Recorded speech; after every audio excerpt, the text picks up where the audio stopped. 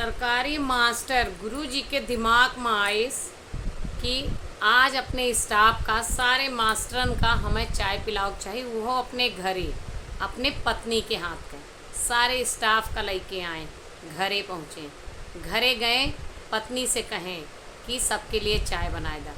पत्नी चिल्लाई, गुस्सा है कि बिना पूछे सबका लेके आ गया, घर में चीनी ना है ना, चाय कैसे बने।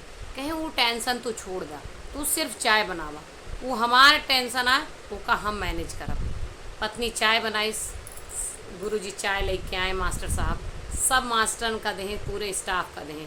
कहें देखा एमा सारी चाय में एक चाय फीकी है और वो चाय जिकरे भी हिस्सा में आए वो कल पार्टी दे।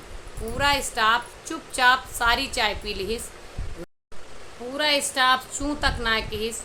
और तो और लोग ये कहें कि भाभी जी थोड़ा चाय में चीनी कम डाला करो, बहुत मीठी चाय बनाए।